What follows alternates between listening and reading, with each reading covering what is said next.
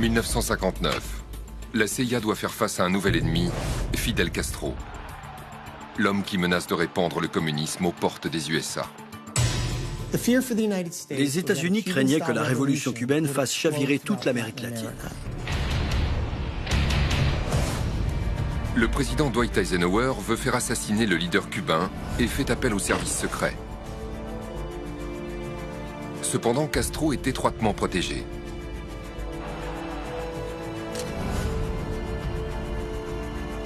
L'atout de la CIA, une femme de 19 ans, Marita Lorenz. C'était le meilleur choix, parce qu'elle pouvait passer tous les services de sécurité autour de Fidel jusqu'à le rejoindre dans ses draps. Voici l'une des opérations les plus incroyables de l'histoire de la CIA. Celle-ci implique la mafia, un cambrioleur du Watergate, ainsi que l'amante de Castro. Il m'a regardé.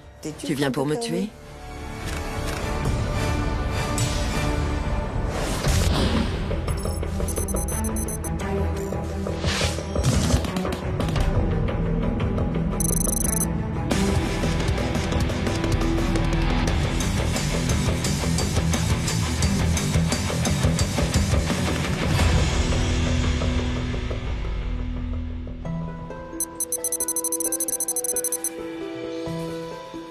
C'est ici que débute la tentative d'assassinat la plus folle entreprise par la CIA, avec une rencontre fortuite dans le port de la capitale de Cuba, La Havane. Une germano-américaine âgée de 19 ans, Marita Lorenz, prend l'air sur le pont du navire de son père, le MS Berlin.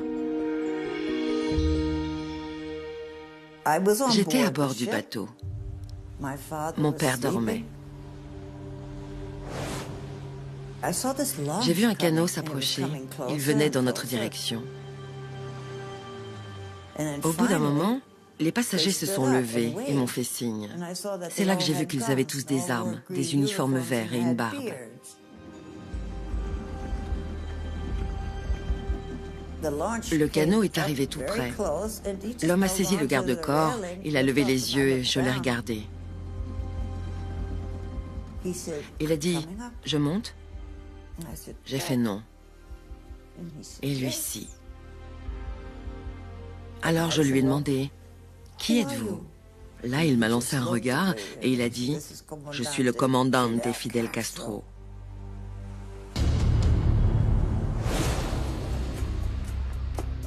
Fidel Castro est alors le révolutionnaire le plus connu au monde.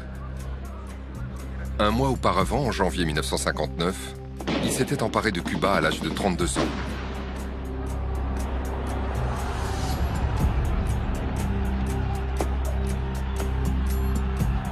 Après avoir renversé un dictateur appuyé par les États-Unis, il dresse son peuple contre l'oncle Sam.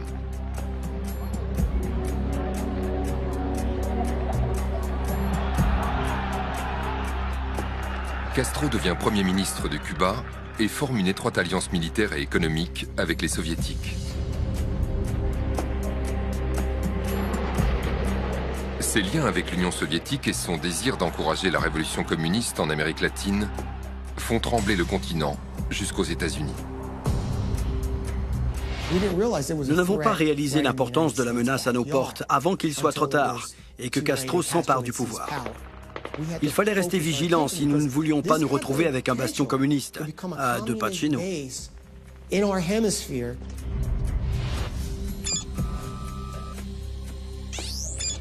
Cuba n'est qu'à 145 km des côtes américaines. Cuba était si près de notre territoire qu'ils auraient pu envoyer des missiles en direction des États-Unis. C'était un avantage considérable pour Fidel. Pour le président Eisenhower, Castro représente maintenant une menace sérieuse qu'il convient d'éliminer.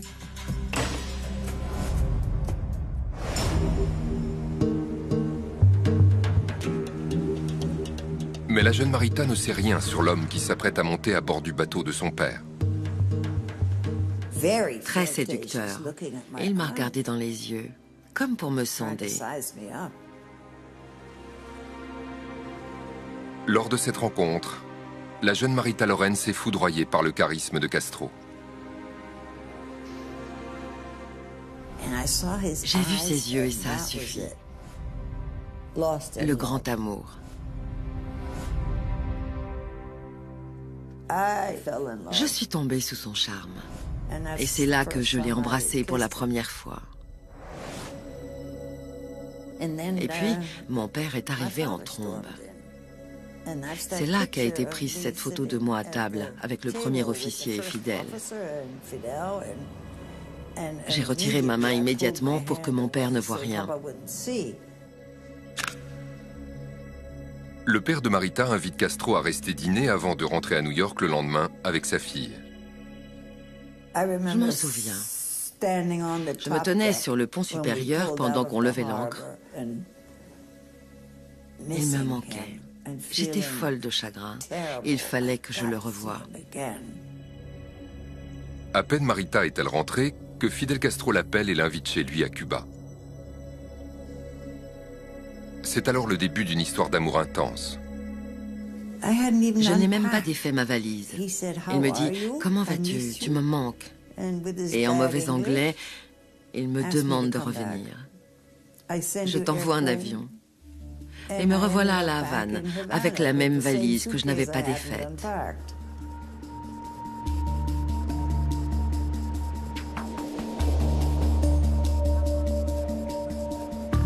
Une semaine plus tard, Marita quitte le bateau familial et emménage dans les appartements de Castro, au 23e étage du Hilton de La Havane.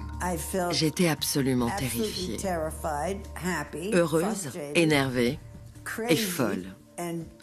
Et comme je désobéissais à mes parents en ne leur disant rien, je me sentais coupable. On m'a emmenée dans une suite, la 2408, directement reliée à la suite 2406.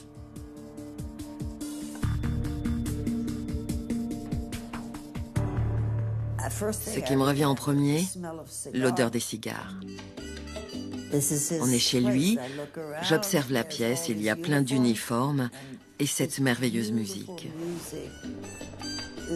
Il passait toujours le même disque, en boucle, et des bottes à l'envers, des cendriers avec des mégots de cigares, et puis des jouets,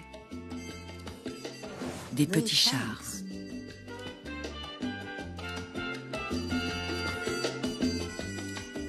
Et puis,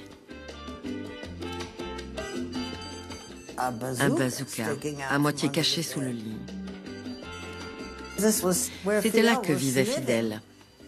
J'avoue que ça m'a un peu effrayée, mais je n'avais nulle part où aller. Et quand bien même, l'endroit était truffé de gardes du corps. C'était la suite de Fidel. Ils m'ont dit, tu attends, tu ne sors pas, tu attends. Alors j'ai obéi, j'ai attendu, et j'ai attendu. Tout à coup, j'entends la porte qui s'ouvre brusquement. C'est lui qui arrive. Il me prend dans ses bras et me fait virevolter. Et il me dit que je lui ai beaucoup manqué. Et toutes ces choses. Je n'oublierai jamais ce moment-là.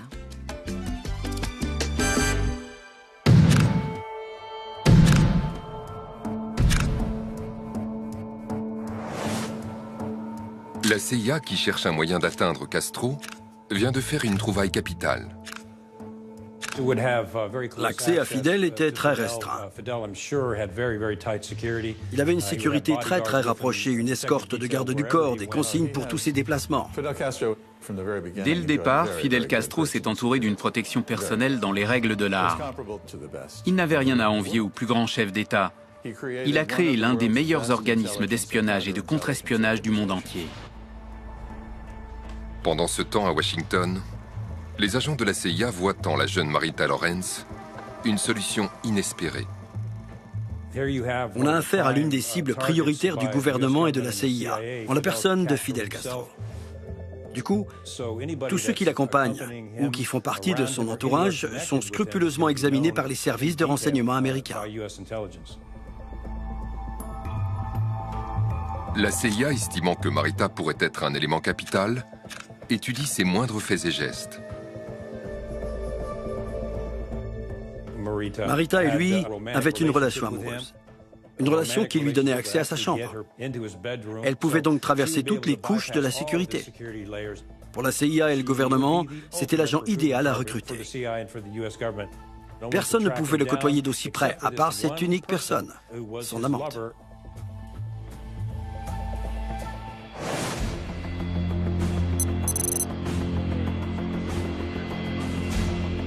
En avril 59, Castro est invité aux États-Unis par la Société des rédacteurs de journaux. Celui-ci accepte, espérant gagner les faveurs de l'opinion américaine, tandis que la tension entre les deux pays ne cesse d'augmenter.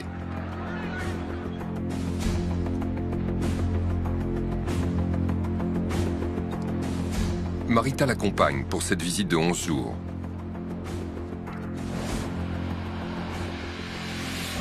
La CIA sera elle aussi au rendez-vous.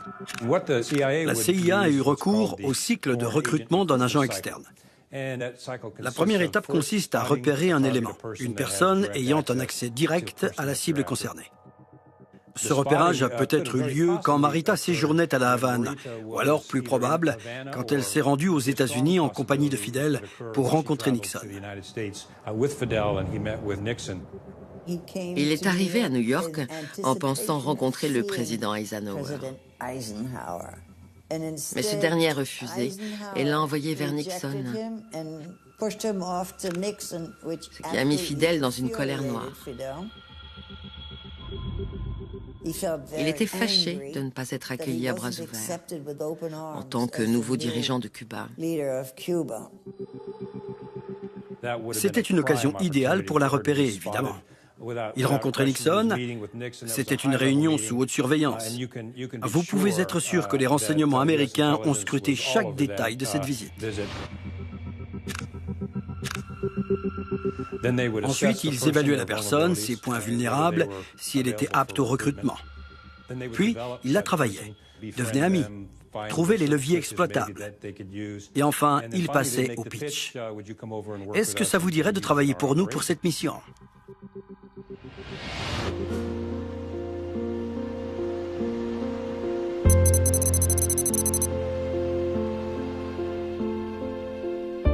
Après 2 mois idylliques, Marita apprend qu'elle attend un enfant, celui de Castro. J'étais heureuse d'être enceinte, très heureuse. J'en avais envie. Je me projetais déjà. Il a dit « Oh, magnifique, il sera allemand et cubain », j'ai ajouté « et américain ». Il était très content, il disait « Je devrais construire un nouvel hôpital ». Cependant, Marita découvre qu'être l'amante de Castro implique des limites. J'ai compris qu'il appartenait à Cuba. Il l'a bien souligné. Il appartenait à tout le monde. Et à Cuba avant tout. Et à personne d'autre que Cuba.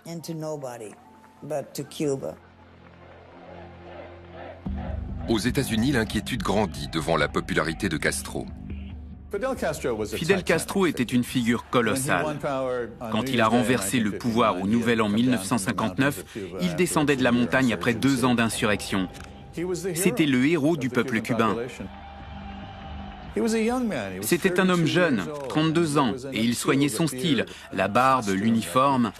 Il cultivait son apparence consciencieusement. On ne l'a pratiquement jamais vu sans son costume militaire. Il était adulé d'une grande partie de l'Amérique latine, surtout parmi les jeunes, les étudiants, les nationalistes, et bien sûr la gauche radicale. Quelques semaines à peine après son coup d'État, Fidel s'est mis à vivement critiquer les États-Unis dans ses discours. Et puis, progressivement, dans toutes ses allocutions, il a montré du doigt les États-Unis. Si les Américains n'aiment pas ce qu'il se passe à Cuba, qu'ils envoient leurs Marines. Ils signeront la mort de 200 000 gringos. Même si ces sales impérialistes prévoient une tragédie sanglante pour les États-Unis, ils ne parviendront pas à étouffer la lutte du peuple. Ils ne feront qu'attiser la haine universelle à leur encontre. Et une telle tragédie marquerait la mort de leur système glouton et carnivore. 1959 touche à sa fin, et les relations entre Cuba et les États-Unis se dégradent rapidement. À ce moment, il devenait évident que Fidel renonçait à la démocratie, au gouvernement équitable et aux droits de l'homme. Il s'est mis à soutenir des interventions violentes à l'encontre d'autres chefs d'État latino-américains. Il voulait exporter la révolution cubaine de la manière forte. Du côté de Washington, les responsables sentaient de plus en plus qu'il fallait réagir. Le gouvernement américain a tranché. Il faut se débarrasser de Castro. Durant cette période, la CIA avait toute la confiance de Washington. Une action secrète semblait constituer la meilleure option possible.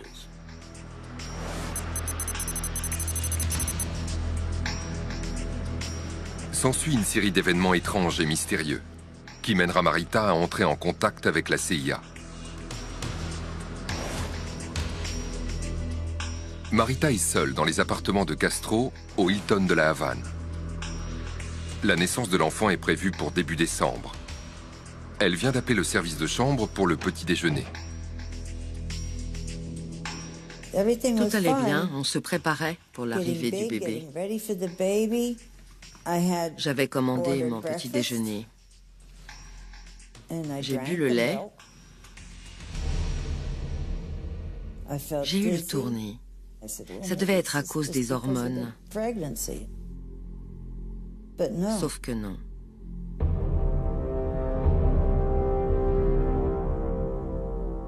Je me souviens juste être tombée en arrière sur le lit, complètement KO. Je me suis réveillée dans une voiture. On me conduisait quelque part. Je dormais à moitié, et puis c'est le noir complet. Pour Marita, la suite demeure extrêmement floue. Des images fugaces lui reviennent en tête, mais elle ne se rappelle pas grand-chose. Ensuite, je me souviens des lumières. Une lumière au-dessus de moi. Et des disputes. Des disputes incessantes. Des jurons en espagnol. C'était à propos de Fidel. J'ignore s'ils se disputaient avec lui, ou pour lui, ou contre lui, enfin, je ne comprenais pas. Je ne savais pas si j'étais encore habillée, mais quelqu'un manipulait mon corps en avant, en arrière. Marita, enceinte de 7 mois et demi, sent que quelque chose d'atroce est en train d'arriver à son enfant. Une douleur horrible. Vraiment horrible. Mais j'étais à moitié inconsciente. J'ai cru que j'avais accouché. J'ai entendu un bébé pleurer. J'avais une aiguille dans le bras et ça faisait incroyablement mal. J'étais mouillée. Alors j'ai eu peur et je me suis mise à pleurer. C'est tout ce dont je me souviens. Et puis je me suis réveillée, à nouveau dans ma suite.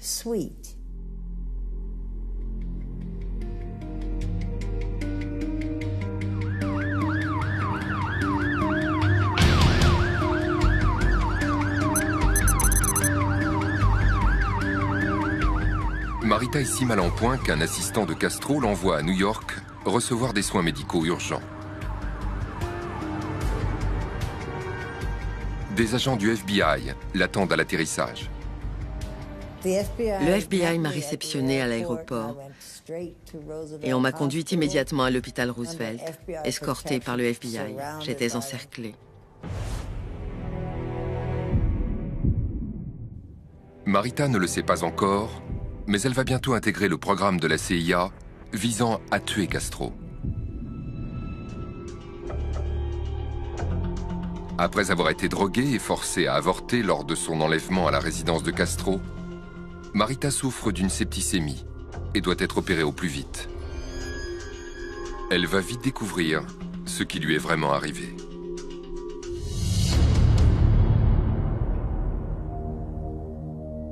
Il est clair qu'elle a subi un avortement forcé à la Havane et on peut légitimement se demander qui a fait le coup. Le gouvernement cubain, celui des États-Unis ou la CIA.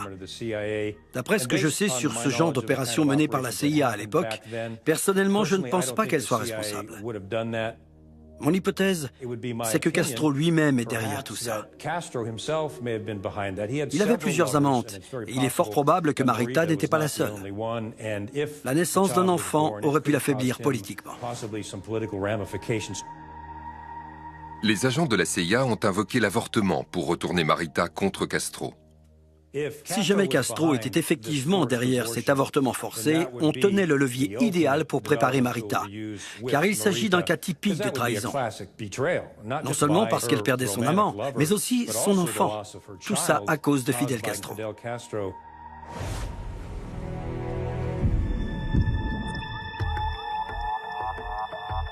La CIA est déterminée à faire de Marita son nouvel assassin. L'étape suivante du recrutement s'appelle le développement. C'est là que les agents rencontrent Marita et commencent à la préparer. Les agents de la CIA s'appliquent tout d'abord à gagner sa confiance. En sortant de l'hôpital, j'ai pu rentrer chez moi sous surveillance, 24 heures sur 24, pour récupérer physiquement et émotionnellement. J'étais constamment entourée d'agents qui me donnaient des vitamines. Et à tour de rôle, ils gardaient un œil sur moi jour et nuit, sans arrêt. La CIA avait étudié Marita et connaissait ses vulnérabilités. Et pour le développement, elle allait justement s'en servir. J'avais le cœur brisé. J'étais triste, esseulée.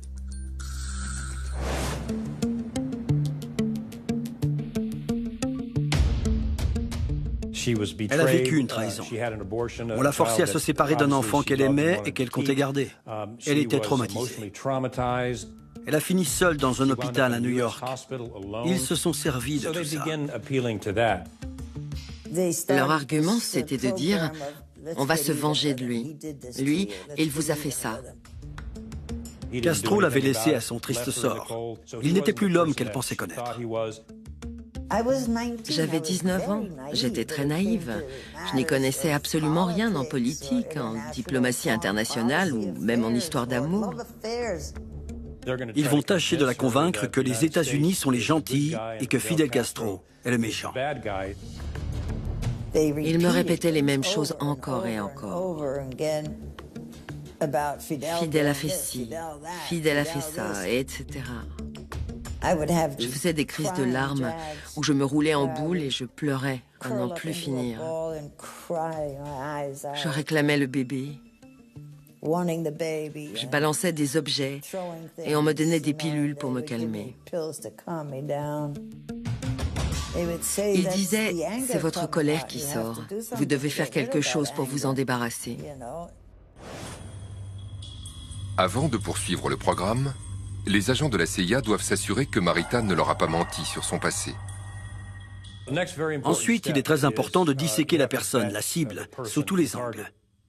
C'est capital parce que dans de nombreux cas, on s'est retrouvé avec un élément qui était un agent double ou qui finissait par le devenir.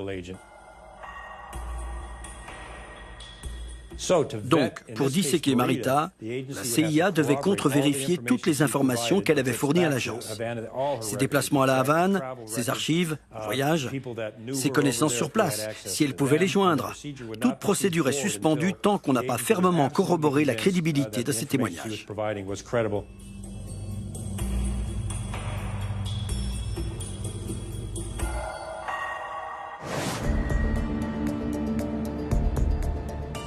Après avoir travaillé sur sa relation personnelle avec Castro, décrit comme le méchant, l'agence doit vérifier les idéologies politiques de Marita. Les agents de la CIA s'aventurent dans le passé de la jeune fille.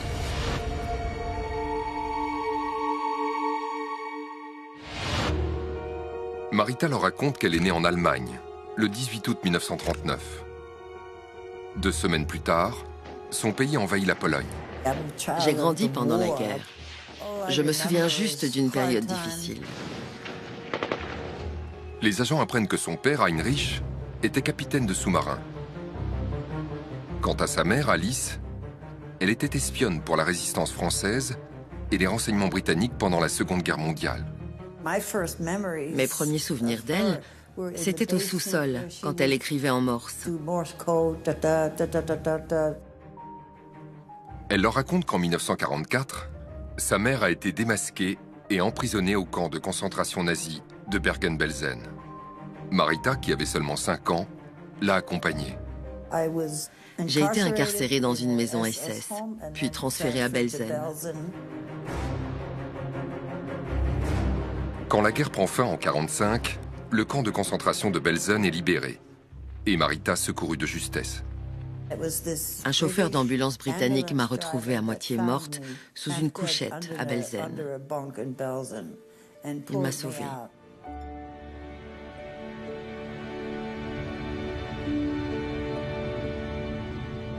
En 1950, la famille déménage aux États-Unis dans la ville de New York. La vie devient alors plus facile pour Marita.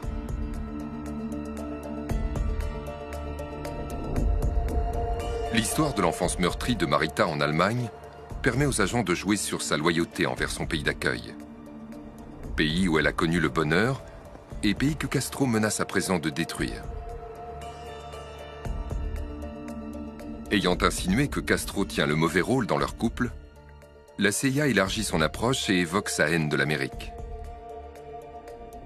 On lui a annoncé que Castro était déterminé à envahir les États-Unis, à renverser le gouvernement, qu'il était mal intentionné, qu'il était en bon terme avec les Russes. Elle n'en savait rien. Il ne lui avait rien dit. Ah bon, vous ne saviez pas? Non, vous êtes trop bête, trop aveugle. Il m'insultait, il m'empêchait de sortir, il n'ouvrait pas la fenêtre, je restais enfermée. Il m'apportait juste à manger. Je me sentais prise au piège. Et il s'obstinait. Regardez, des nouvelles preuves. C'est un rouge, rien qu'un sale rouge. Vous devez faire quelque chose.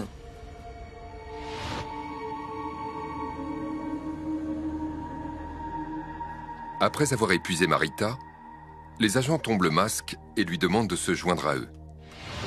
La dernière étape du recrutement, c'est le pitch. C'est à ce moment-là qu'on demande à la personne de venir travailler pour la CIA, les services de renseignement, le gouvernement. La CIA m'a dit, là, vous pouvez travailler pour nous.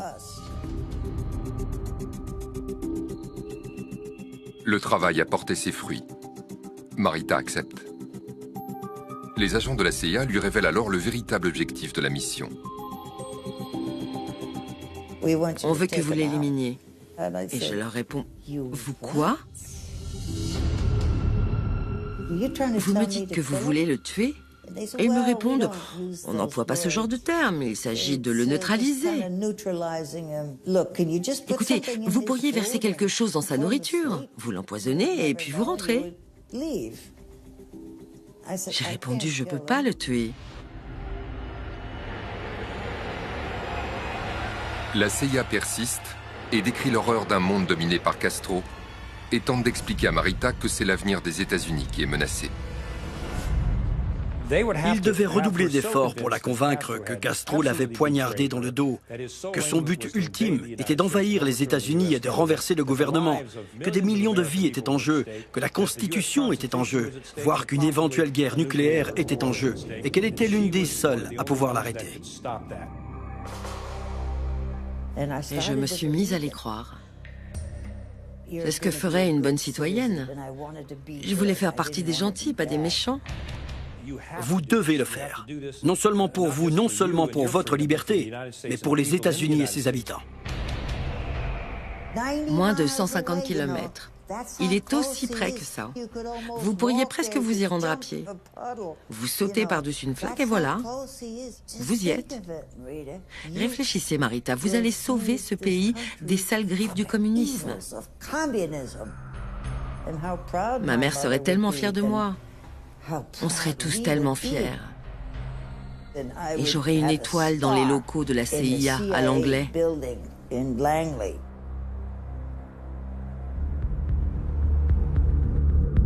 En fin de compte, la tactique de la CIA semble payante. Ils ont fini par me convaincre. Je me suis dit, ok, ils n'ont peut-être pas tort. Si Fidel est imprévisible, il peut actionner le bouton. Si je lui fais avaler un cachet spécial, j'empêcherai une invasion. En définitive, mon devoir est de rentrer là-bas pour le tuer.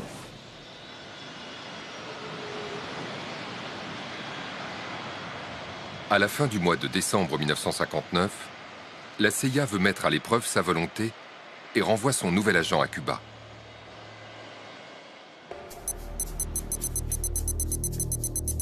Marita voyage en tant que touriste américaine. Mais sa véritable mission est de juger la réaction de Castro devant sa bien-aimée, qui a passé 6 semaines en convalescence à New York. Ils ne voulaient pas que je reste trop longtemps sans revoir Fidel. Il valait mieux éviter qu'ils me prennent pour une traîtresse passée du côté de l'ennemi. Marita renvoyée à la Havane par la CIA, ça ressemble à une phase de dissection. Effectivement, si elle avait été un double agent ou s'il avait fourni de fausses informations, elle serait restée là-bas. J'avais les clés de la suite, chambre 2408. Je pouvais aller et venir à ma guise. Les jouets étaient toujours là, et la musique, et les bottes, et ses vêtements dans le placard. Donc, si elle se rendait là-bas, respectait les instructions qu'on lui avait données aux États-Unis, se comportait comme convenu et finissait par rentrer, elle enverrait un signal très très positif, signifiant « Elle a fait ses preuves, on peut la recruter ».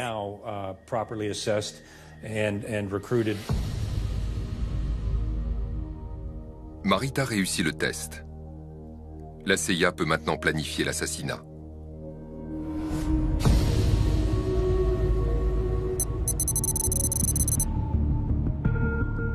Début janvier 1960, la CIA ordonne à Marita de se rendre à Miami pour rencontrer un certain Frank Sturgis. Ancien officier des Marines, Sturgis a combattu avec Castro dans les années 50. Ce dernier lui confie l'agence secrète de l'armée de l'air. Quand Sturgis réalise l'ampleur de la révolution en cours, il change de camp et se fait embaucher par la CIA.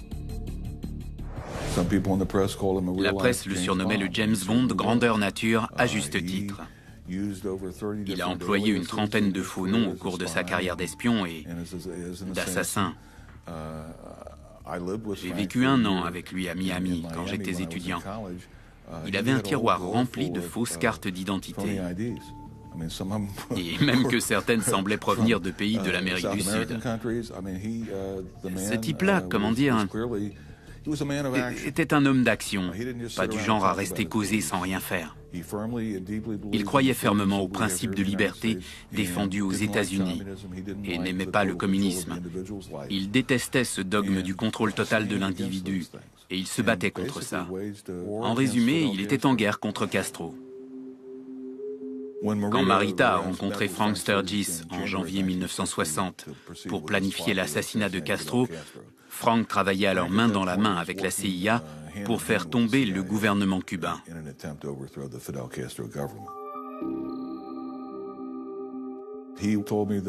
Il m'a dit que pour une femme d'à peine 20 ans, Marita était intelligente, ravissante et équilibrée.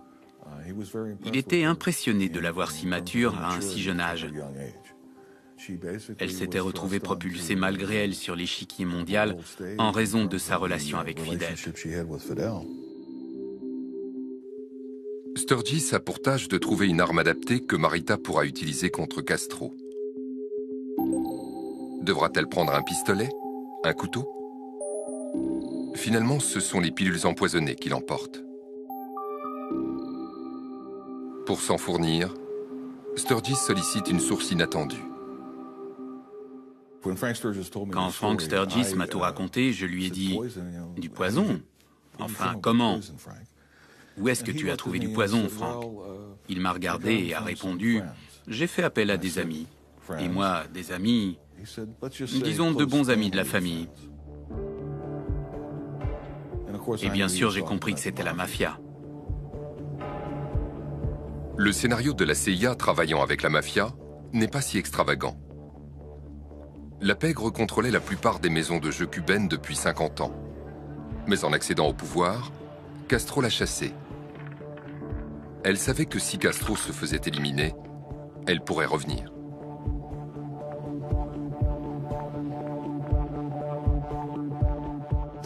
La mafia et la CIA avaient toutes les deux intérêt à faire disparaître Fidel.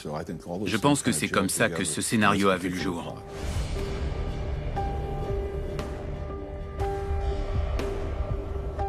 Il est établi, et des archives viennent le prouver, qu'entre 1960 et 1965, la CIA a contacté la mafia pour obtenir ces pilules, notamment pour les utiliser contre Castro.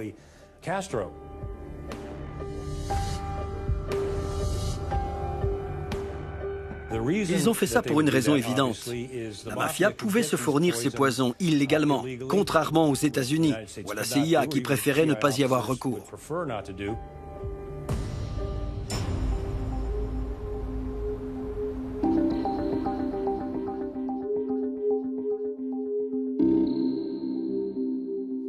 Sturgis confie à Marita des pilules de toxines botuliques. L'arme a été choisie avec grand soin. Elle n'est pas traçable. Elle devient invisible en se dissolvant dans le liquide. Pas d'odeur, pas de goût. Détail important, elle facilite la tâche d'un agent impliqué émotionnellement, car elle ne provoque pas une mort douloureuse.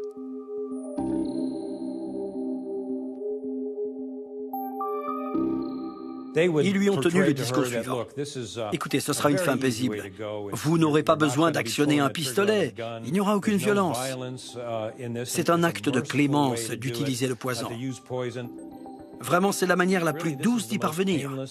Castro ne sentira rien du tout.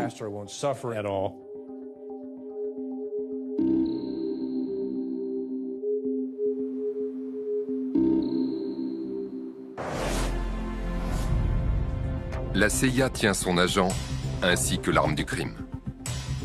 Il ne lui reste plus qu'à envoyer son assassin en mission.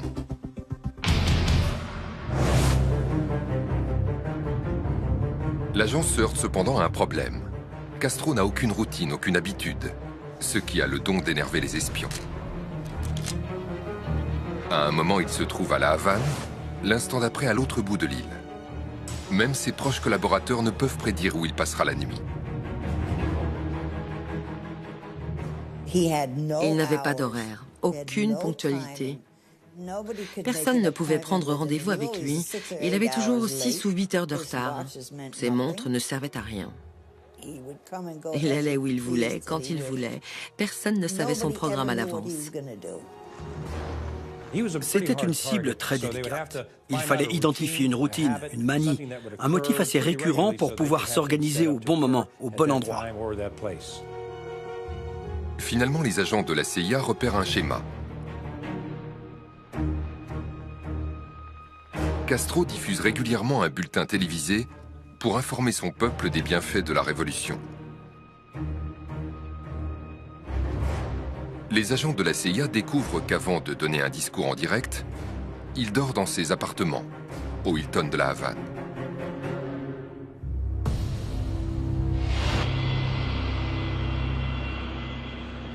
Juste après le Nouvel An, la CIA renvoie Marita à La Havane pour assassiner Castro. Les renseignements l'informent qu'il logera dans la suite de l'hôtel ce soir-là. C'était une période extrêmement tendue pour les États-Unis.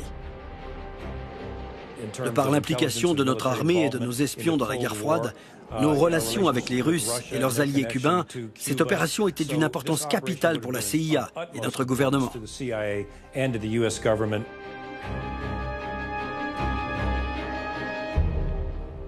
J'étais dans l'avion, en route pour tuer Fidel. Rien que ça. Les pilules me stressaient. Marita, terrifiée à l'idée qu'on l'arrête à la douane, décide par acquis de conscience de cacher les pilules mortelles. Je me suis rendue aux toilettes et je les ai mises dans un pot de crème de beauté. Et je me suis sentie mieux. Je n'étais plus inquiète de passer la douane. Le vol Miami-La Havane dure environ une demi-heure. Marita passe la douane sans problème. Le stratagème de la crème a fonctionné. Elles seront alors au Hilton de La Havane dans la suite de Fidel Castro. Je me sentais importante. J'avais comme l'impression d'être coincée dans un étau et que j'allais prendre la vie d'un homme pour sauver des millions d'Américains.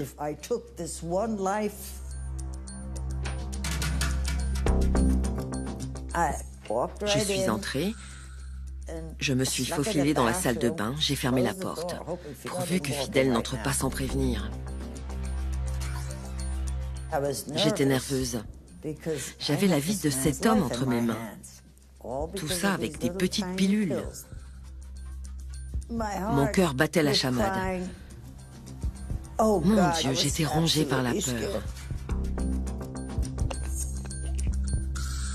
Marita a pour mission de glisser les pilules empoisonnées dans le verre de Castro. Mais couvertes de crème, elles sont devenues toutes collantes. J'ai voulu essuyer la crème sur les pilules. Oh! J'étais en panique, mon Dieu. Je n'arrivais pas à tenir les pilules. Désespérée, elle tente d'annuler la mission. Alors je les ai prises et...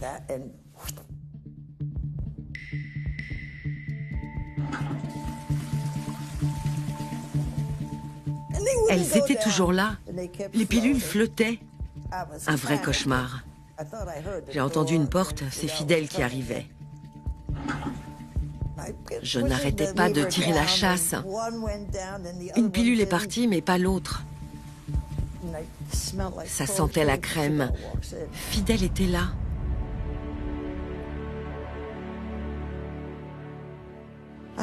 J'ai dit, Fidel, je t'aime, je t'aime. Je suis rentrée, je vais rester, etc., etc. Il s'est allongé sur le lit, et puis rien. Il m'a dit, tu es rentré, quoi de neuf? Tu traînes avec des gens de Miami? Quand j'ai entendu ça, j'ai pensé, oh mon Dieu, il sait tout. Il sait tout. Il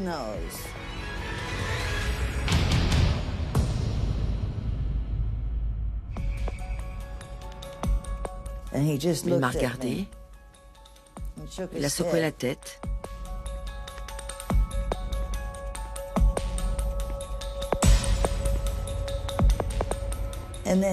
Et puis il a retiré son holster et l'a jeté par-dessus la lampe. Ensuite, il a dégainé son pistolet.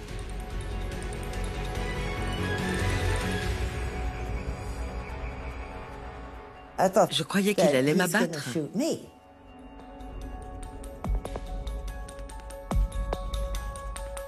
Mais il a retourné l'arme et il me l'a donnée. Il m'a regardé et il m'a lancé « Tu viens pour me tuer ?»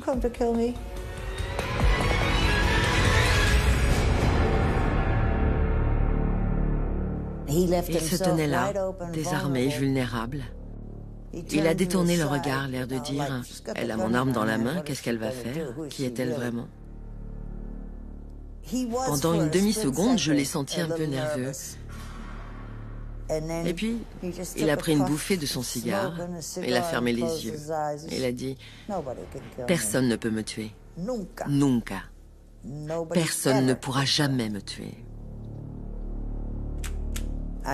J'ai retiré le chargeur du pistolet et j'ai replacé l'arme dans son étui. Alors il m'a fait « Viens là. » Et c'était terminé. J'aurais pu le tuer. Mais je ne l'ai pas fait.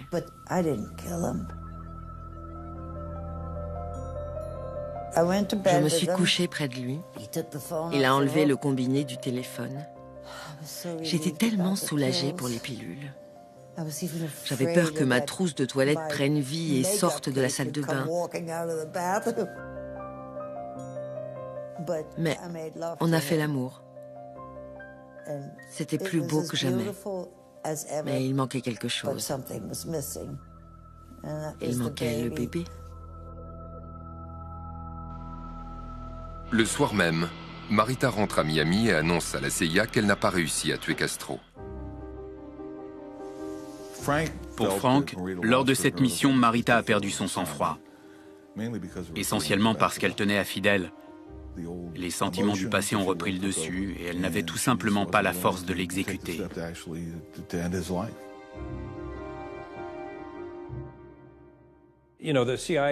Vous savez, la CIA ne réussit pas toujours ce qu'elle entreprend. Elle a échoué à de nombreuses occasions. On l'ignore car c'est un monde couvert par le secret, mais la CIA est relativement habituée aux échecs.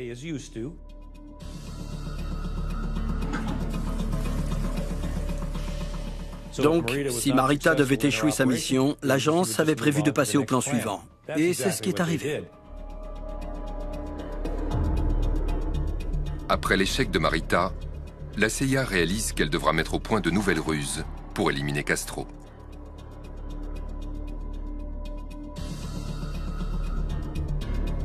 Marita fut la première à tenter d'assassiner Castro, et celle qui s'en est le plus approchée.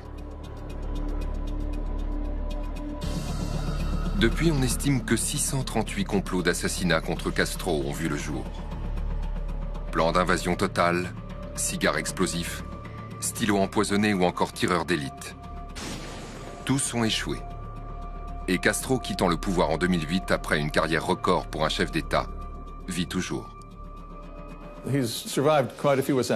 Il a échappé à plusieurs tentatives d'assassinat.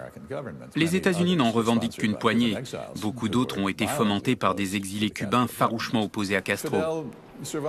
Fidel a survécu parce qu'il a mis au point une machine bien huilée et terriblement efficace pour gérer la sécurité interne. Il était impitoyable. Dès qu'il suspectait la moindre opposition de la part d'un petit groupe d'insulaires isolés ou bien d'une grande figure du gouvernement cubain, dès qu'il y avait l'ombre d'un soupçon, il orchestrait l'extermination politique de cette personne, voire son exécution. L'année qui suivit l'épisode des pilules avec Marita, Frank Sturgis a aidé la CIA à mettre en place le débarquement de la baie des Cochons, visant à renverser Castro. Il fut ultérieurement arrêté en tant que cambrioleur présumé du Watergate, envoyé avec d'autres par Nixon dans les bureaux du Parti démocrate à Washington.